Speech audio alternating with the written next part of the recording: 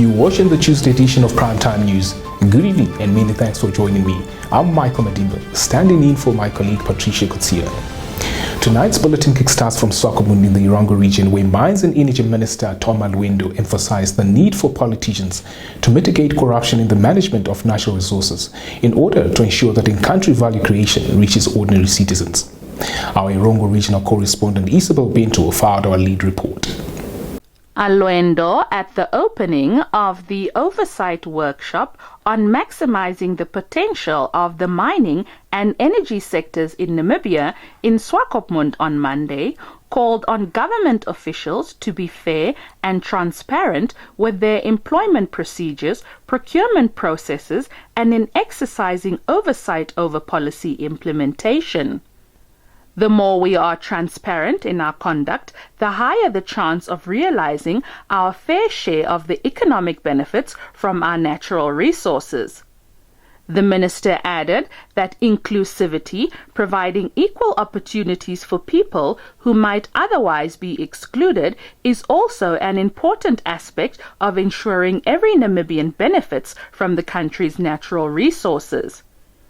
Erongo Governor Neville Andre Itope expressed the need to fix the policy, legal and regulatory framework governing the energy, mining and oil sectors in Namibia, including the effectiveness of the governance mechanisms in place for these sectors, as well as oversight monitoring and enforcement. Moving on to housing matters. Minister of Urban and Rural Development, Erastus Sutoni, says the government is hard at work to ensure the completion of the mass housing project, with 111 houses earmarked for completion by July this year. Linia Dishena filed this report. In an interview with Nampa recently, Utoni said the ministry appointed a contractor, New Era Investment, in November 2022 to complete the 500 houses in Swakopmund in the Erongo region. 64 of these houses have been completed and are ready for handing over, whilst 111 are expected to be completed in July 2023 and 319 in early 2024.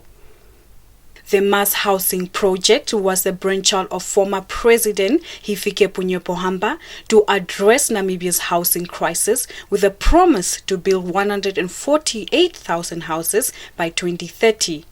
So far, 4,130 houses have been handed over to beneficiaries, whilst 891 houses remain unoccupied due to incompletion, including 24 in Opuwo, 505 in Swakopmund, and 362 in Windhoek. He added that the project's abrupt stop in 2015 was due to legal disputes and underperformance by contractors. The Namibian Association of Differently Abled Women, NADAO, is currently conducting a 2-day workshop in the capital to design measures on how persons with disabilities can be involved in the planning and implementation of the Sustainable Development Goals 8 and 11, as well as annual policies in line with these goals. At the same event, Deputy Minister of Disability Affairs, Alexia Manombe-Ncube, emphasized that unemployment is one of the burning issues of people with disabilities, and that her ministry will continuously endeavor to heighten awareness and advance for the employment of people with disabilities. Diana Kauta attended the workshop and filed this report. SDG 8 focus on promote sustain, inclusive and sustainable economic growth, full and productive employment, and decent work for all. And all of us, people with disabilities, we want to be employed, we want to enjoy the fruit of the independence, being also included in the decision-making processes. SDG 11 focused on making cities and human settlement inclusive, safe, resilient, and sustainable. How do we then move around as people with disabilities if we are not included in human settlement, if we cannot have access to other buildings and information? I'm fully aware that one of the most burning issues for people with disabilities in Namibia, as I stated before, is unemployment. As in office, we continue to raise awareness on reasonable accommodation for people with disabilities because we know many employers have little knowledge on what to do when people with disabilities go for interviews to their places or when they employ them. On to a topical story making global headlines. Uganda announced that President Yoweri Museveni signed into law draconian new measures against homosexuality, described as being among the world's harshest. Speaking at a press conference announcing the law, Member of Parliament Asuman Basalirwa confirmed those found guilty could face life imprisonment or even death. The news has prompted condemnation from human rights as well as LGBTQ groups. More on this intriguing story. The president has actually signed the anti-homosexuality law. And I want to confirm to you that what was a bill is now an act of parliament called the Anti-Homosexuality Act 2023. If you perform a sexual act with a person of the same sex, then you have committed the offense of homosexuality. And what is the punishment? Imprisonment for life. When you carry out acts of homosexuality through force or duress or undue influence, then the law defines that as aggravated homosexuality.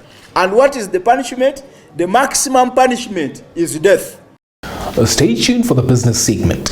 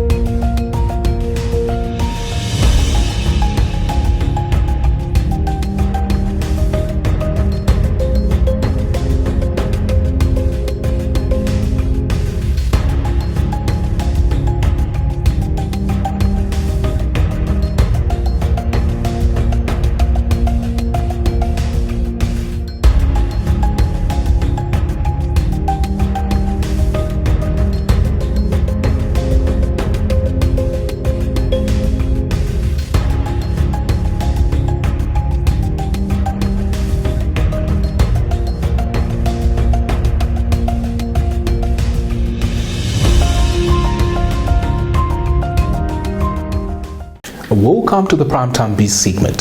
The telecom sector kickstarts the segment.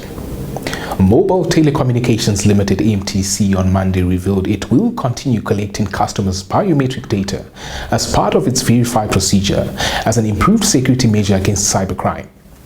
This despite a directive issued recently by the Communications Regulatory Authority of Namibia, CRAN, that the gathering of biometric data for the purpose of SIM card registration is no longer required. Shelva Wills filed this report.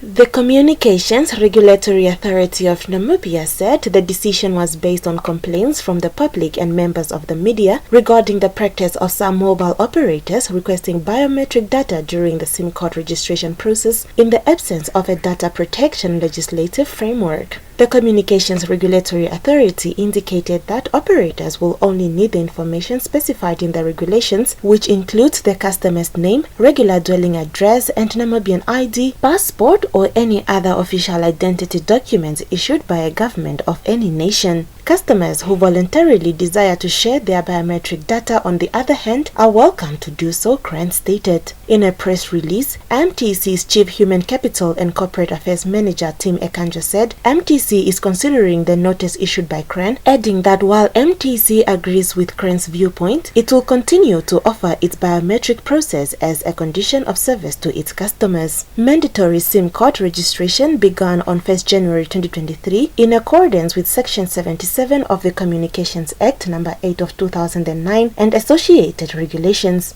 Now, on a culinary and experiential lighter note, the Turkish Embassy in Namibia held a week-long lunch at the Namibia University of Science and Technology Culinary School in celebration of the Turkish Cuisine Week. Numerous dishes reflecting timeless and sustainable Turkish cuisine were prepared during the event with local ingredients and traditional cooking techniques. The week-long event showcased Turkish cuisine, including Turkish coffee, tea, as well as Turkish delight. Speaking at the event, Turkey Ambassador to Namibia, Feral Çekerek Orukaptan, said this year's menu is chosen from one of the 11 provinces in southern Turkey that were hit by twin earthquakes last February. She added that Thai cuisine is characterized by fresh Mediterranean veggies, olive oil, legumes, and cereal. Chefs from NAST and the Turkish Embassy shared recipes and cooking techniques during the event.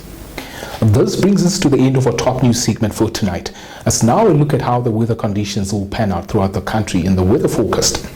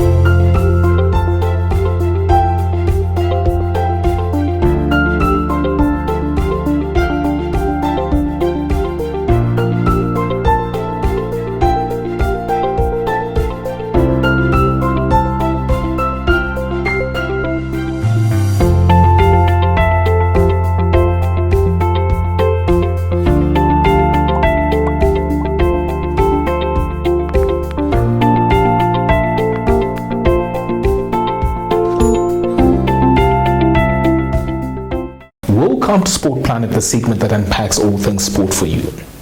The Gentleman's Game leads the segment. Cricket Namibia recently announced a 14-man squad set to represent the country in the Under-19 Men's Regional World Cup qualifiers in July. The Namibian team will be competing against Nigeria, Sierra Leone, Kenya, Uganda, and the host nation Tanzania. According to Cricket Namibia, the country's cricket governing body, the squad was selected following an intense period of training, monitoring as well as tracking by the selectors. On to the English Premier League. Chelsea on Monday confirmed Mauricio Pochettino as their new first-team coach on a 2-year contract with an option for a third season in charge. The 51-year-old Argentinian, who had coached Tottenham, Southampton and Paris Saint-Germain, will start work on the 1st of July. Frank Lampard, who returned to Chelsea after Graham Potter was sacked in early April, has left the club after his disappointing temporary spell in charge. Chelsea's joint owners Todd Boehly, Bedard Ebali, José Feliciano, Mark Walter and Hans-Jörg Wyss welcomed Pochettino's arrival. Meanwhile, the club's sporting directors Lawrence Stewart and Paul Winstanley commented that Mauricio's experience, standards of excellence, leadership qualities and character will serve Chelsea Football Club well as the club moves forward. At PSG, Pochettino won League One title and the French Cup. In his 5 seasons with Tottenham, he led the team to the 2019 Champions League final and to second place behind Chelsea in the 2016-17 Premier League season. Glad to see the Poch back in English football. Stay tuned for your sports roundup.